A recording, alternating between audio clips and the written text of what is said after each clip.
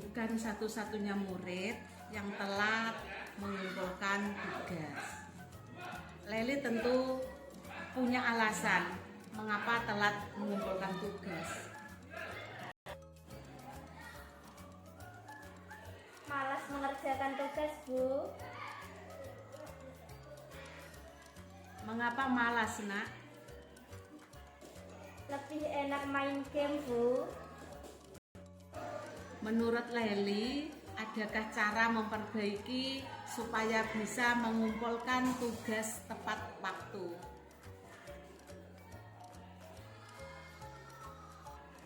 Ada, Bu. Dengan cara niat mengerjakan tugas dan mengurangi bermain game. Dari permasalahan ini, menurut Leli, keyakinan kelas yang mana yang perlu Leli tingkatkan? Mengumpulkan tugas tepat waktu, Bu. Apakah Leli meyakini keyakinan yang telah disepakati? Iya, Bu. Jadi, apakah Leli meyakini prinsip mengumpulkan tugas tepat waktu? Iya, Bu. Saya meyakininya. Kalau begitu, kapan Leli mau mengerjakan tugas? Nanti pulang sekolah, Bu. Baiklah, sekarang Leli boleh kembali ke kelas. Terima kasih, Bu. Sama-sama.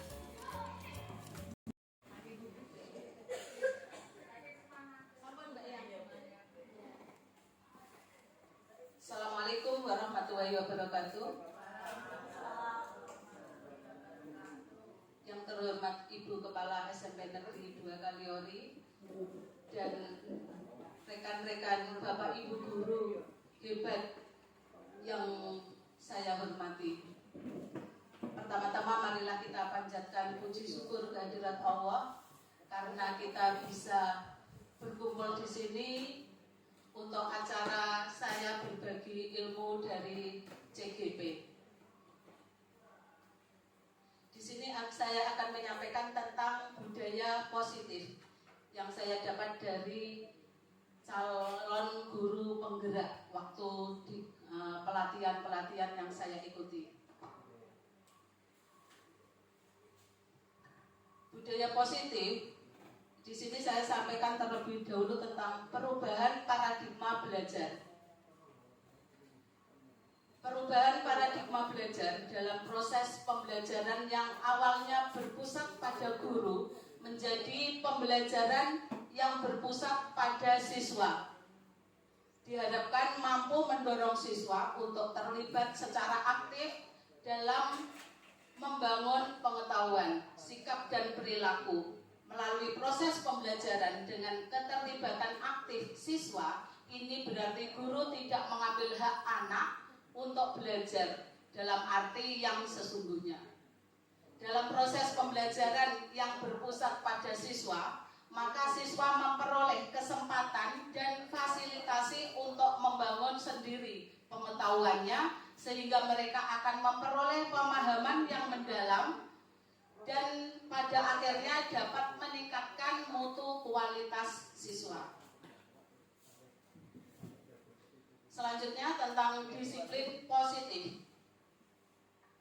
Sebagai seorang pendidik atau pimpinan sekolah yang dapat dilakukan untuk menciptakan suasana positif di lingkungan sekolah adalah yang pertama, menjalin komunikasi yang baik dengan kepala sekolah, sesama rekan guru, dan dengan murid.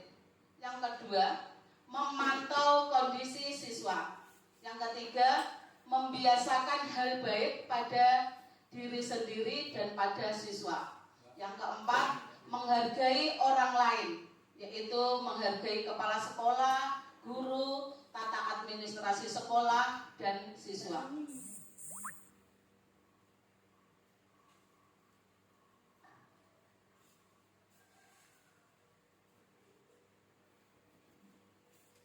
Kemudian hubungan antara menciptakan suasana yang positif dengan proses pembelajaran yang berpihak pada murid adalah dengan menciptakan suasana yang positif siswa bisa berkomunikasi dengan baik sehingga dapat berkreasi sesuai dengan bakatnya dan bisa mengembangkan kreativitas serta menyalurkan bakat yang dimiliki.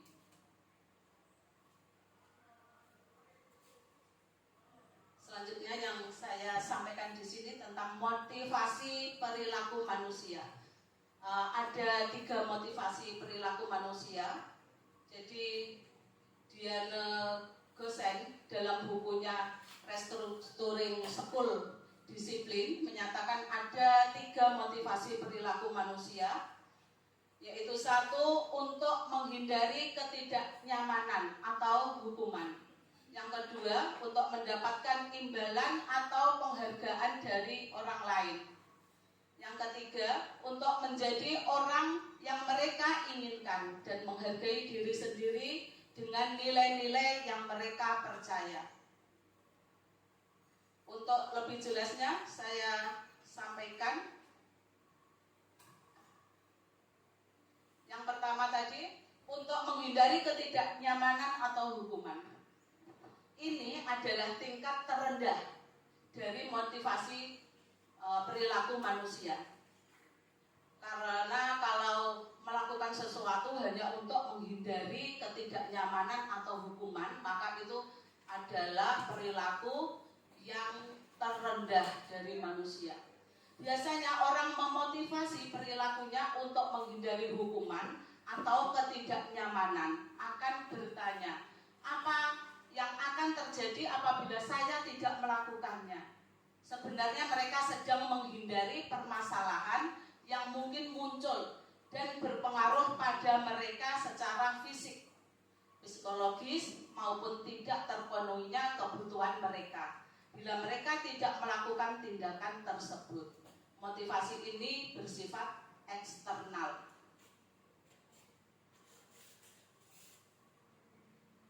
Selanjutnya, yang untuk mendapatkan imbalan atau penghargaan dari orang lain. 1 tingkat di atas motivasi yang pertama. Di sini orang berperilaku untuk mendapatkan imbalan atau penghargaan dari orang lain. Orang dengan motivasi ini akan bertanya, apa yang akan saya dapatkan apabila saya melakukannya? Mereka melakukan sebuah tindakan untuk mendapatkan pujian dari orang lain yang menurut mereka penting dan mereka letakkan dalam dunia berkualitas mereka. Mereka juga melakukan sesuatu untuk mendapatkan hadiah. Pengakuan atau imbalan motivasi ini juga bersifat eksternal. Biasanya kita juga kalau semesteran melakukan dengan hadiah. Itu seperti yang tersebut di bawah ini Bapak Ibu. Selanjutnya, untuk menjadi orang yang mereka inginkan dan menghargai diri sendiri dengan nilai-nilai yang mereka percaya. Orang dengan motivasi ini akan bertanya, akan menjadi orang menjadi orang yang seperti apabila saya melakukannya. Mereka melakukan sesuatu karena nilai-nilai yang mereka yakini dan hargai. Dan mereka melakukannya karena mereka ingin menjadi orang yang melakukan nilai-nilai mereka yakini tersebut. Ini adalah motivasi yang akan membuat seseorang memiliki disiplin positif karena motivasi berperilakunya bersifat internal, bukan eksternal. Jadi motivasi yang paling bagus adalah motivasi yang ini ya Bapak Ibu ya.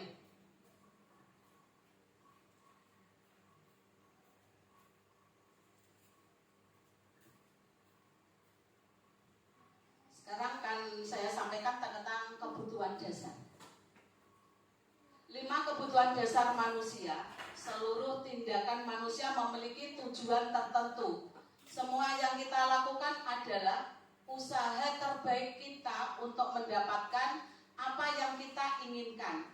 Ketika kita mendapatkan apa yang kita inginkan, sebetulnya saat itu kita sedang memenuhi satu atau lebih dari satu kebutuhan dasar kita, yaitu kebutuhan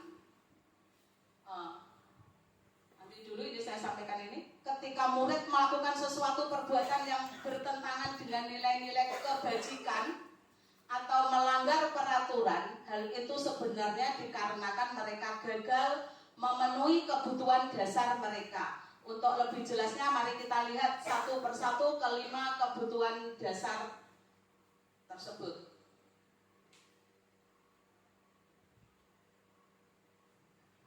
5 kebutuhan dasar. 1. Kebutuhan untuk bertahan hidup. Yang kedua, kasih sayang dan rasa diterima. Ketiga, kebutuhan kebebasan. Keempat, kesenangan. Dan yang kelima, kebutuhan penguasaan. Kita bahas satu persatu, Bapak Ibu. Yang pertama, kebutuhan bertahan hidup. Kebutuhan bertahan hidup adalah kebutuhan yang bersifat fisiologis untuk bertahan hidup. Misalnya kesehatan, rumah, makan. Kebutuhan biologis sebagai bagian dari proses reproduksi, termasuk kebutuhan untuk tetap bertahan hidup. Komponen psikologis pada kebutuhan ini meliputi kebutuhan akan perasaan aman. Dalam kasus murid, pengambilan bekal temannya, misalkan ada murid yang mengambil bekal temannya, ini saya contohkan. Apabila jawaban murid ketika ditanya oleh guru adalah karena ia lapar dan orang tuanya tidak membawakannya bekal makan siang, maka kebutuhan dasar yang sedang berusaha dipenuhi oleh murid adalah kebutuhan untuk bertahan hidup. Itu salah satu contohnya, Bapak Ibu. Kemudian yang kedua, kebutuhan kasih sayang dan rasa diterima. Kebutuhan ini dan 3 kebutuhan berikutnya adalah kebutuhan psikologis. Kebutuhan untuk disayangi dan diterima, meliputi kebutuhan akan hubungan dan koneksi sosial. Kebutuhan untuk memberi dan menerima kasih sayang, dan kebutuhan untuk merasa menjadi bagian dari suatu kelompok.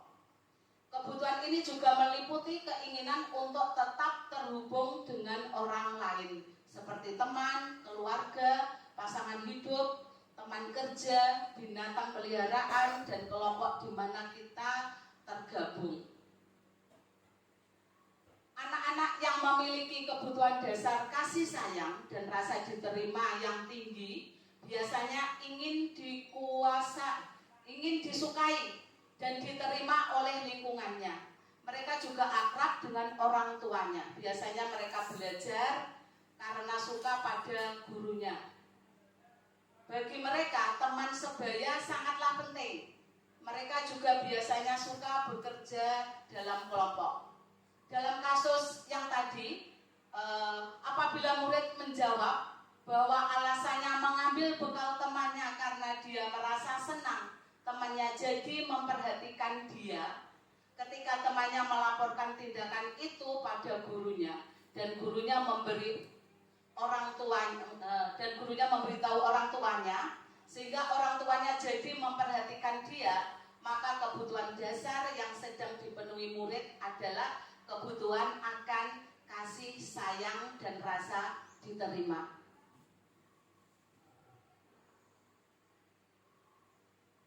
Yang ketiga, kebutuhan penguasaan. Kebutuhan ini berhubungan dengan kekuatan untuk mencapai sesuatu, menjadi kompeten, menjadi terampil, diakui atas prestasi dan keterampilan kita, didengarkan dan memiliki rasa harga diri. Kebutuhan ini meliputi keinginan untuk dianggap berharga, bisa membuat perbedaan, bisa membuat pencapaian, kompeten, diakui, dihormati. Ini meliputi self-esteem dan keinginan untuk meninggalkan pengaruh.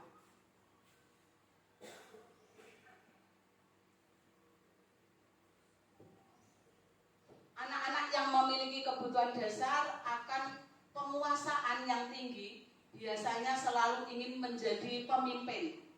Mereka juga suka mengamati sebelum mencoba hal baru dan merasa kecewa bila melakukan kesalahan. Mereka juga biasanya rapi dan sistematik dan selalu ingin mencapai yang terbaik. Dalam kasus di atas, apabila jawaban murid adalah dia merasa hebat karena temannya jadi takut dengan dia dan menuruti keinginannya, maka sebetulnya dia sedang berusaha memenuhi kebutuhan dasarnya akan kekuasaan. Yang keempat, kebutuhan kebebasan. Kebutuhan untuk bebas adalah kebutuhan akan kemandirian, otonomi, memiliki pilihan, dan mampu mengendalikan arah hidup seseorang. Anak-anak dengan kebutuhan kebebasan yang tinggi menginginkan pilihan mereka perlu banyak bergerak, suka mencoba-coba, tidak terlalu terpengaruh orang lain, dan senang mencoba hal baru dan menarik. Bila jawaban murid dalam kasus di atas adalah bahwa dia merasa bosan dengan bekal makanan yang dibawakan ibunya dari rumah, karena ibunya selalu membawakan bekal yang sama, oleh karena itu dia ingin mencoba makanan teman-temannya yang beraneka ragam, maka murid sedang berusaha memenuhi kebutuhannya akan kebebasan. Selanjutnya, kebutuhan kesenangan. Kebutuhan akan kesenangan adalah kebutuhan untuk mencari kesenangan, bermain, dan tertawa. Bayangkan, hidup tanpa menikmati apapun betapa menyedihkan. Glasser menghubungkan kebutuhan akan kesenangan dengan belajar. Semua hewan dengan tingkat intelijensi tinggi, anjing, lumba-lumba, primata, dan lain-lain, bermain. Saat mereka bermain, mereka mempelajari keterampilan hidup yang penting. Manusia tidak berbeda. Anak-anak dengan kebutuhan dasar kesenangan yang tinggi biasanya ingin menikmati apa yang dilakukan. Mereka juga bisa berkonsentrasi tinggi saat mengerjakan hal yang disenangi. Mereka suka bermain dan suka mengoleksi barang, suka bergurau, suka melucu, dan juga menggemaskan. Ya, ini biasanya kalau suka bermain itu yang sering pelajaran olahraga. Kalau matematika, maka gurunya harus menciptakan pelajaran yang menyenangkan, yang dengan permainan-permainan ini, ya Pak Adi. Berusaha ya Pak Adi ya. Bahkan saat mereka bertingkah laku buruk, mereka masih terlihat lucu.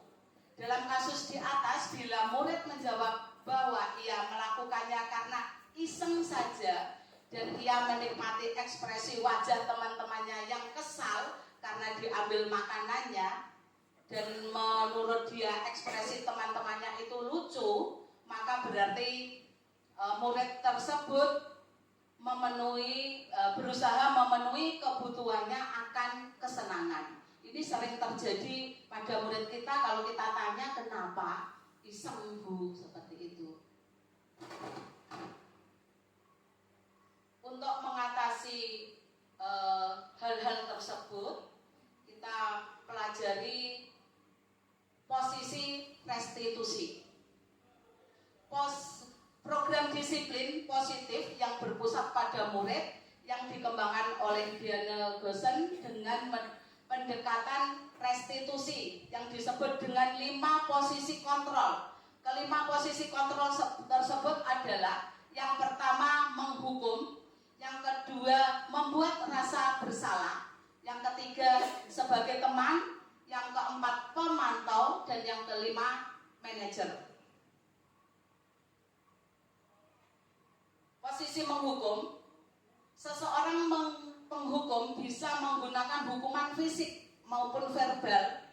Orang-orang yang menjalankan posisi penghukum senantiasa mengatakan bahwa sekolah memerlukan sistem atau alat yang dapat lebih menekan murid-murid lebih dalam lagi. Guru-guru yang menetapkan posisi, penghukum akan berkata, patuhi aturan saya, atau awas, seperti itu. Atau kamu selalu saja salah. Itu kata-kata yang untuk murid ya.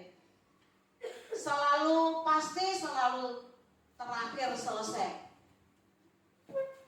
Itu kata-kata, contoh dari kata-kata kalau kita sebagai penghukum Bapak Ibu. Mungkin saya juga sering, kalau dulu sering, ini berusaha untuk berubah. Setelah mendapatkan ilmu ini, biasanya kita kalau penghukum kan ada siswa yang telat, ayo langsung lari keliling lapangan. Berapa kali? Iya Bapak Ibu ya? Ya. Kecuali Pak Langgeng. Ya. Yang kedua, membuat rasa bersalah. Ya, ini yang biasa sering kita lakukan juga ini. Membuat merasa bersalah. Pada posisi ini biasanya guru akan berusaha lebih lembut dibandingkan yang tadi, penghukum tadi. Membuat rasa bersalah akan menggunakan keheningan yang membuat orang lain merasa tidak nyaman atau bersalah atau rendah diri. Kata-kata yang keluar dengan lembut akan seperti, ibu sangat kecewa sekali dengan kamu. Berapa kali Bapak harus memberitahu kamu ya? Udah sering sekali saya ingatkan. Seperti itu ya Bapak Ibu ya. Gimana coba kalau orang tua kamu tahu kamu berbuat begini? Di posisi ini murid akan memiliki penilaian diri yang buruk tentang diri mereka. Nah, jadi ini perlu kita ketahui ya Bapak Ibu. Ini posisi membuat murid akan kelihatan buruk tentang diri mereka sendiri. Murid merasa tidak berharga dan telah mengecewakan orang-orang yang disayanginya, termasuk orang-orang yang disayangi adalah guru mereka. Kemudian kalau kita bertindak sebagai teman Bapak Ibu, guru pada posisi ini tidak akan menyakiti murid, namun akan tetap berupaya mengontrol murid melalui persuasi. Posisi teman pada guru bisa negatif ataupun positif. Positif di sini berupa hubungan baik yang terjadi antara guru dan murid. Guru di posisi teman menggunakan hubungan baik dan humor untuk mempengaruhi seseorang. Mereka akan berkata, ayo bantulah demi Bapak ya. Ayo ingat tidak bantuan Bapak selama ini. Misalkan sering membantu murid tersebut, kemudian Bapak Ibu mengatakan, ayo ingat tidak bantuan Ibu selama ini. Terus, ya sudah kali ini tidak apa-apa, nanti Ibu bantu bereskan. Itu posisi kita sebagai posisi teman. Hal negatif dari posisi teman adalah bila suatu saat guru tersebut tidak membantu, maka murid akan kecewa dan berkata, saya pikir Bapak Ibu teman saya, murid merasa dikecewakan dan tidak mau lagi berusaha. Hal lain yang mungkin timbul adalah murid hanya akan bertindak untuk guru tertentu dan tidak untuk guru lainnya. Murid akan tergantung pada guru tersebut. Ya, misal anak kelas 95, kalau ada jam saya mungkin aktif karena mungkin saya merasa bertindak sebagai teman. Dan untuk guru yang lain bersikap ya seperti itu ya Bapak Ibu. Kelas 95 saya sendiri jamnya Pak Yadimin juga keluar masuk ya Pak Yadimin ya. Ya mungkin karena saya bersikapnya dengan 95 adalah posisi sebagai teman. Jadi mereka baik hanya dengan saya, untuk sementara dengan guru yang lain belum baik.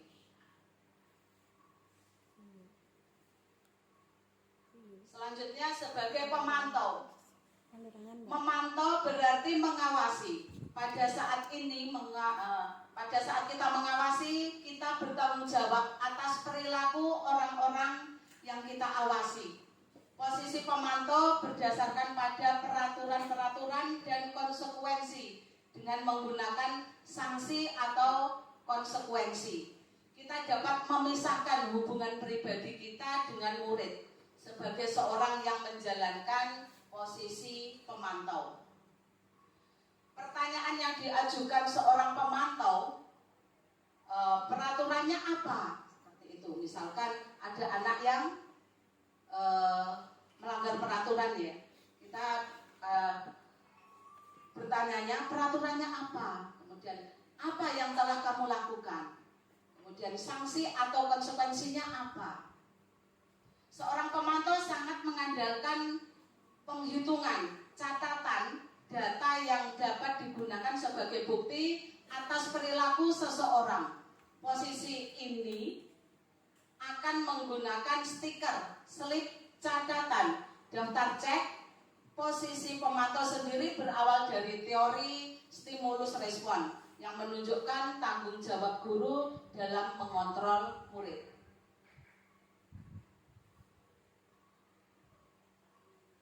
Ini posisi terakhir, posisi sebagai manajer yang akan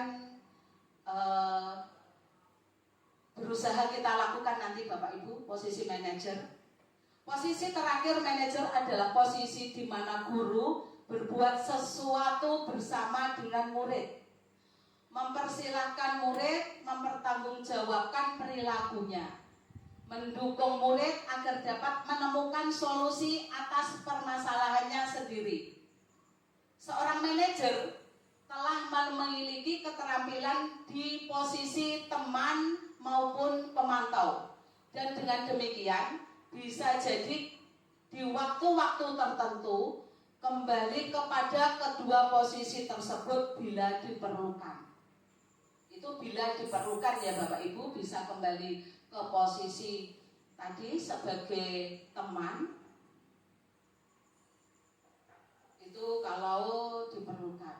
Kalau tidak, kita akan berusaha untuk menjadi posisi kita adalah manajer. Namun bila kita menginginkan murid-murid kita menjadi manusia yang merdeka, mandiri dan tanggung jawab, maka kita perlu mengacu kepada restitusi yang dapat menjadikan murid kita seorang manajer bagi dirinya sendiri. Di manajer, murid diajak untuk menganalisis kebutuhan dirinya maupun kebutuhan orang lain. Di sini penekanan bukan pada kemampuan membuat konsekuensi, namun dapat berkolaborasi dengan murid. Bagaimana memperbaiki kesalahan yang ada. Seorang manajer akan berkata, apa yang kita yakini?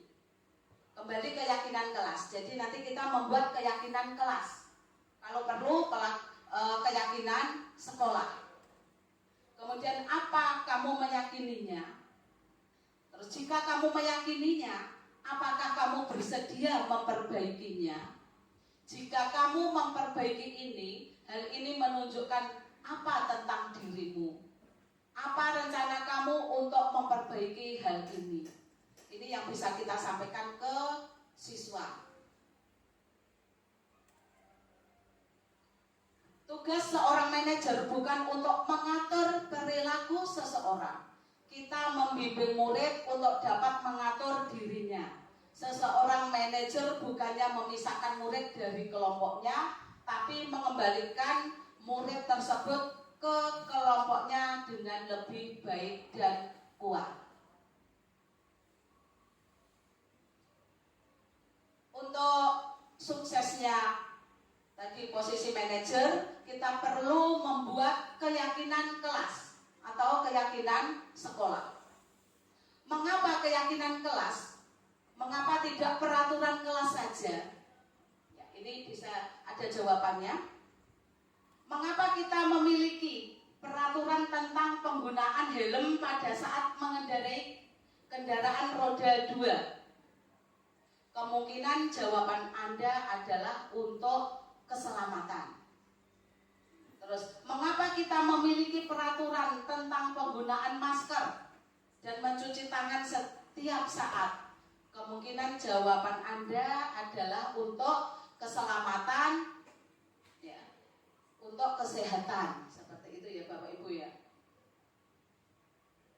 Nilai-nilai keselamatan atau kesehatan inilah yang kita sebut sebagai suatu keyakinan, yaitu nilai-nilai kebajikan universal yang disepakati secara tersirat dan tersurat, lepas dari latar belakang suku, negara, bahasa, maupun agama.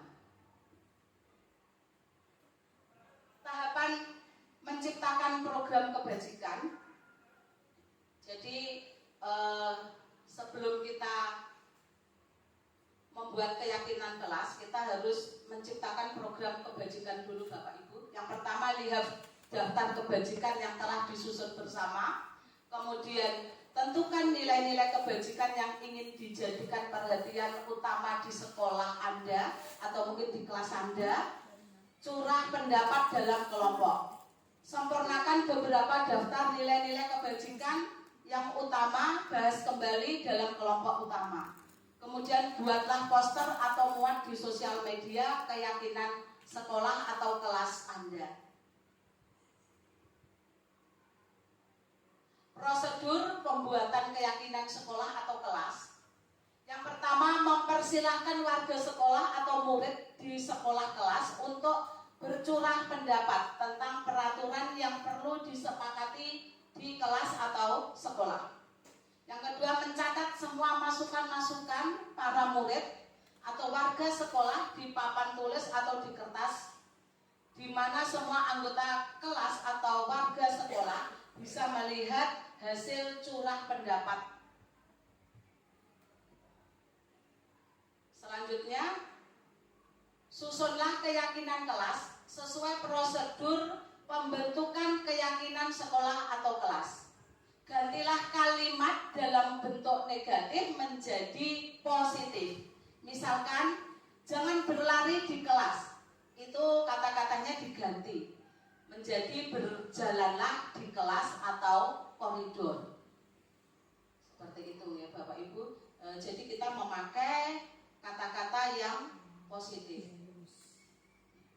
Terus misalkan jangan telat, itu harus diubah menjadi kata-kata yang positif. Kalau jangan telat diubah menjadi apa Bapak Ibu?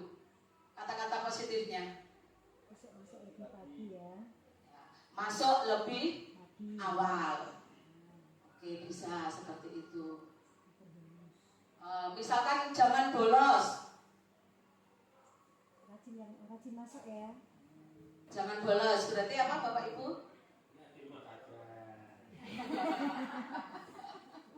Ada pendapat? Tidak boleh bolos. Itu kan kita itu negatif. Kita harus ke yang positif. Rajin masuk ya. Ini membuat itu kan kalau rajin masuk ya, itu kita ke anak. Maksudnya ini membuat keyakinan kelas. Keyakinan kelas itu nanti akan disepakati oleh satu kelas. Kira-kira apa Bapak Ibu? Tidak boleh bolos.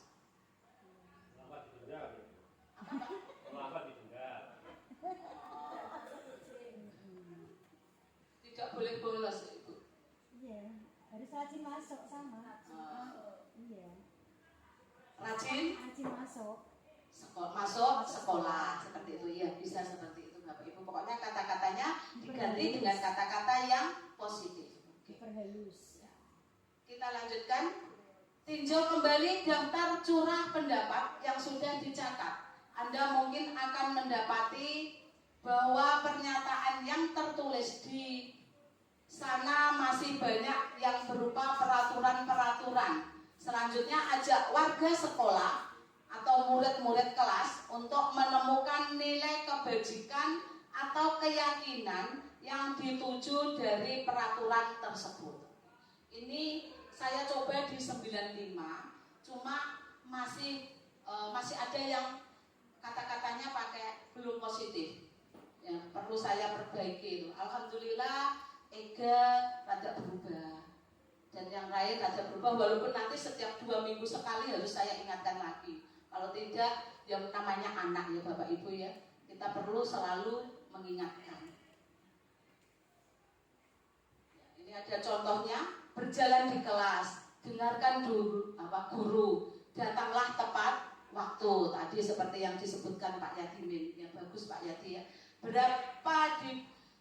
Berada di bawah satu payung, yaitu keyakinan untuk saling menghormati atau nilai kebajikan hormat. Keyakinan inilah yang dimasukkan dalam daftar untuk disepakati. Kegiatan ini juga merupakan pendalaman pemahaman bentuk peraturan keyakinan sekolah atau kelas. Setelah keyakinan sekolah atau kelas selesai dibuat, maka semua warga kelas dipersilakan meninjau ulang dan menyetujui dengan menandatangani keyakinan sekolah atau kelas tersebut, termasuk guru dan semua warga atau murid. Keyakinan sekolah atau kelas selanjutnya bisa dilekatkan di dinding kelas, di tempat yang mudah dilihat semua warga kelas.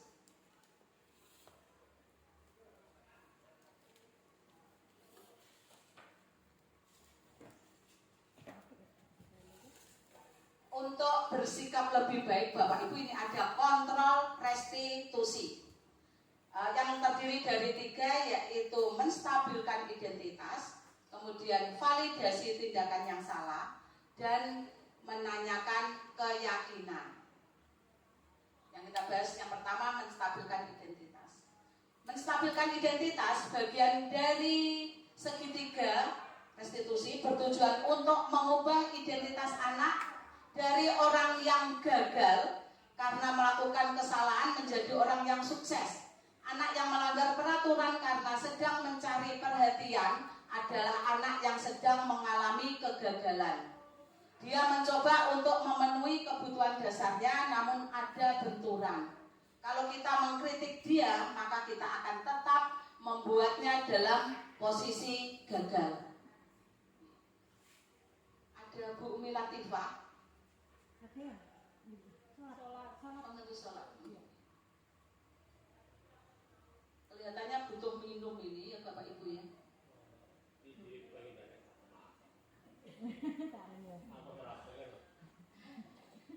Kita lanjutkan ya Bapak Ibu. Kalau kita ingin ia menjadi reflektif, maka kita harus meyakinkan si anak. Oh iya Pak Langgeng, nyuwun tolong Bu Umi ya Pak Langgeng. Dengan cara mengatakan kalimat-kalimat ini, berbuat salah itu tidak apa-apa. Tapi nanti ada kata-kata selanjutnya ya Bapak Ibu ini. Kemudian tidak ada manusia yang sempurna. Saya juga pernah melakukan kesalahan seperti itu.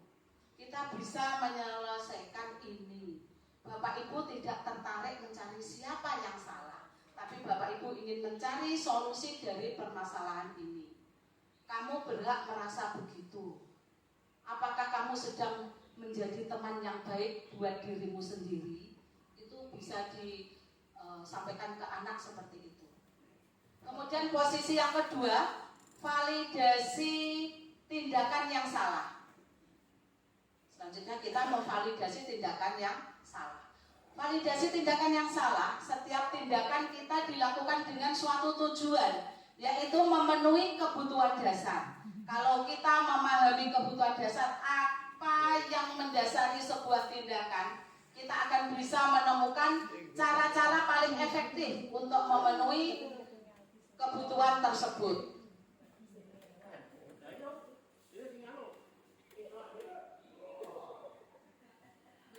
Maksud saya itu Pak, Bu Umi tadi itu udah saya pesen nih untuk Bapak Ibu guru yang lain.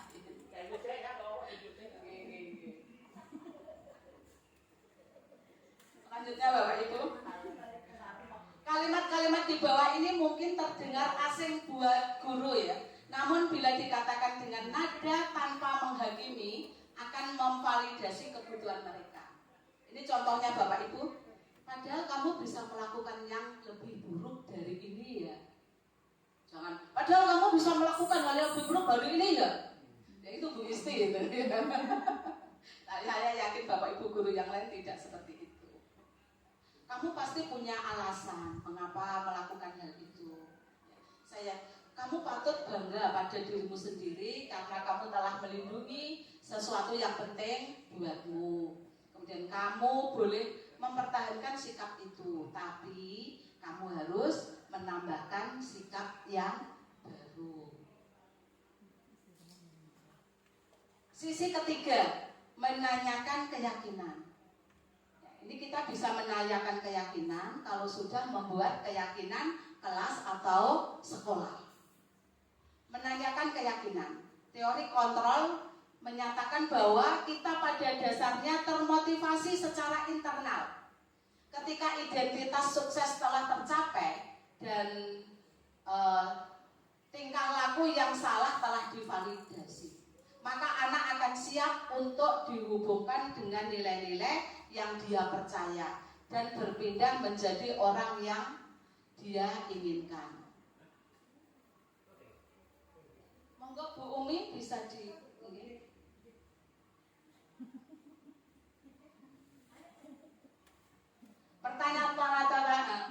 pertanyaan di bawah ini menghubungkan keyakinan anak dengan keyakinan kelas atau keluarga.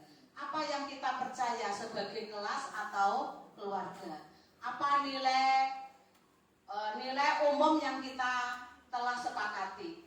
Apa bayangan kita tentang kelas yang ideal? Kamu mau jadi orang yang seperti apa? Bapak Ibu mungkin bisa melihat contoh dari video saya di YouTube. Biasanya saya share di status saya, tapi saya rada kaku karena bukan bilang bintang film yang terbaik. Itu contoh kalau kita menghadapi siswa dengan segitiga restitusi. Demikian Bapak Ibu. Jadi kita bersikap ke anak, tolonglah nanti bisa memakai segitiga restitusi. Demikian dari saya. Terima kasih.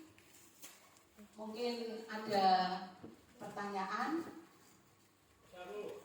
Ya, monggo Pak pakai ini Pak. Enggak. Biar kedengaran di shooting ya Pak. Itu di belakang.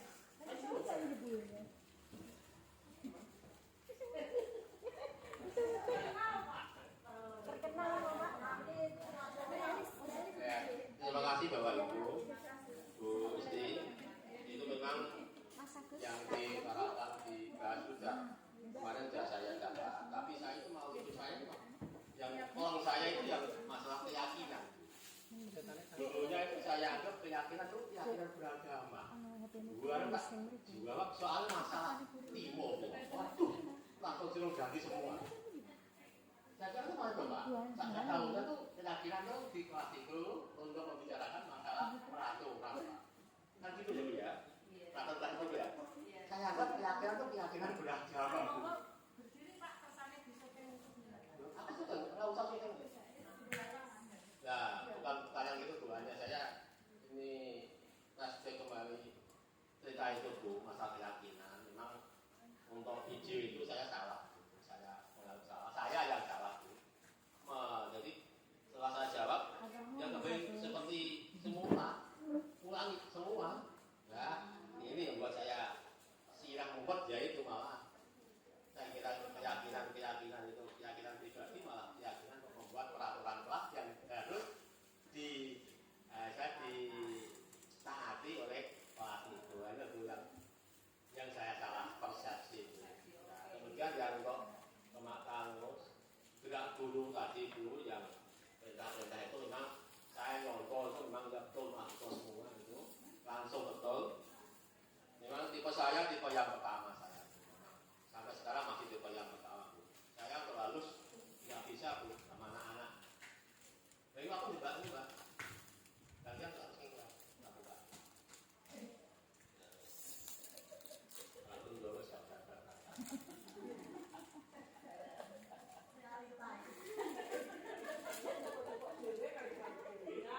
Saya kira untuk semua apa untuk yang bicara.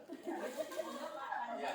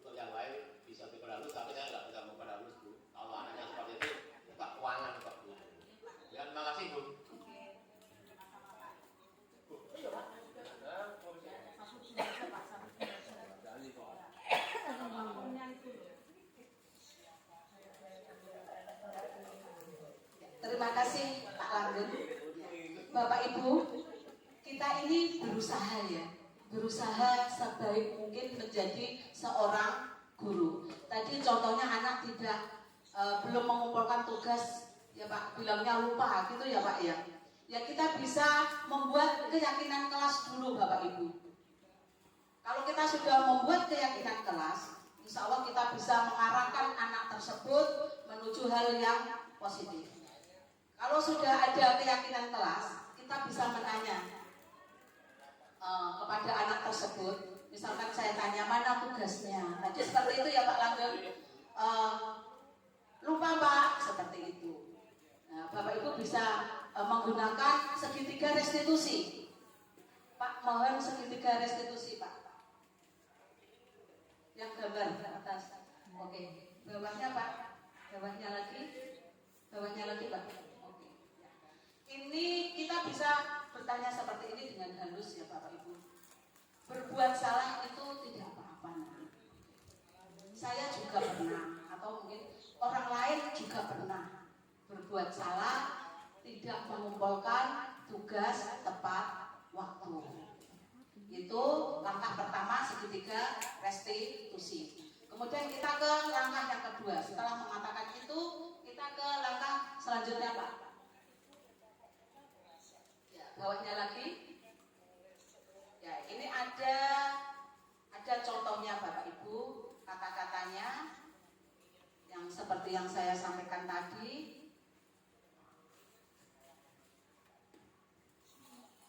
Kamu pasti punya alasan mengapa kamu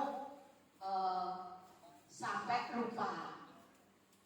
Itu kita tanya seperti itu, alasannya apa? Mungkin karena banyak bermain atau apa, ya. Jadi kita tanya sikap segitiga restitusi. Setelah yang pertama tadi, kemudian yang kedua, kamu pasti punya alasan mengapa melakukan hal itu. Kita bisa mencari contoh dari ini, atau mungkin kita punya inisiatif tanyanya pertanyaan sendiri. Ini hanya sekedar contoh ya Bapak Ibu ya. Kemudian langkah yang ketiga, bawahnya Pak, ada contohnya juga.